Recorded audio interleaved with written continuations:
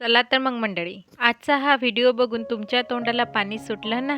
बघा किती हिरवागार, झणझणीत आणि चटपटीत असा हा चना मसाला बनवलेला आहे. हा चमच्याने उचललेला एक एक दाणा आणि त्यावर तो दाटसर मसाला बघून कोणालाही मोह होणार याची सर्वात मोठी खात्री सांगू का? हा चना आपण अजिबात भिजवलेला नाही आणि कुकरला उकडला सुद्धा नाही. थेट शेतातून आणलेला ताजा हिरवा चना आपण एका सिक्रेट मसाला ट्रिकने बनवलेला आहे. असा स्पायसी चना तुम्ही एकदा बनवला ना तर घरातले पुन्हा मागतील. हा चना इतका टेस्टी लागतो की तुम्ही हॉटेलची चव सुद्धा विसराल. सर्व हिरवेगार चणे सोलून घेतले. सोबत एक टोमॅटो आणि कांदा पण छान कट करून घेतला. या रेसिपीला कोणी टाळ म्हणतात तर कोणी होर्डे म्हणतात तर कोणी हिरवे चणे.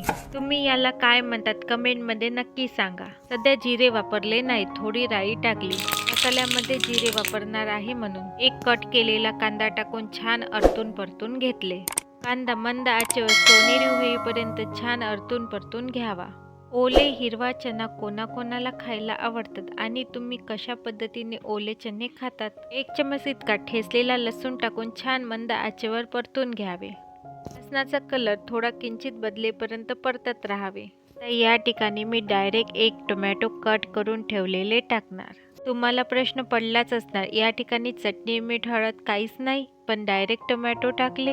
कारण यामध्ये आपण गुपित मसाला बनवून टाकणार आहे म्हणून डायरेक्ट टोमॅटो वापरायचे. टोमॅटो टाकून छान मऊ होईपर्यंत शिजवून घेतले. ही रेसिपी पूर्ण बघा आणि तुम्हाला थोडी जरी आवडली असेल तर लाईक करायला विसरू नका. या ठिकाणी गुपित मसाला बनवण्यासाठी एका वाटीमध्ये अर्धी वाटी दही घेतलेले आहे. ताज्या दह्यामध्ये 3 छोटे चम्मच शेंगदाण्याचा कूट टाकलेला आहे. अर्धा चम्मच हळद पावडर, 1 चम्मच लाल तिखट आणि सोबतच चवीप्रमाणे मीठ.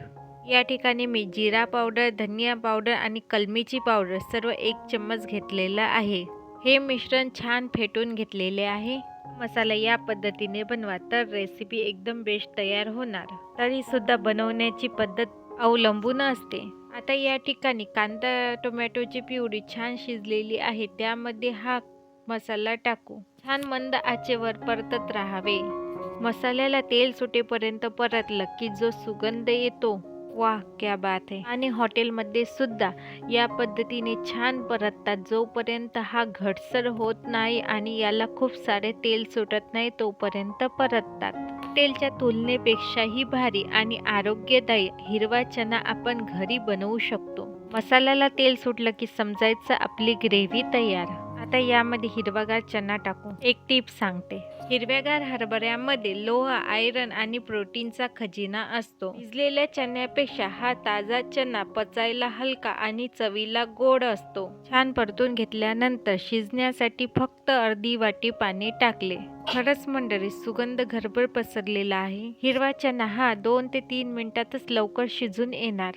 मंडळी, मनापासून खरं सांगा, तुम्हाला हा झणझणीत हिरवा चना कसा वाटला? तर नक्की हिरवा चना घरी बनवून पहा.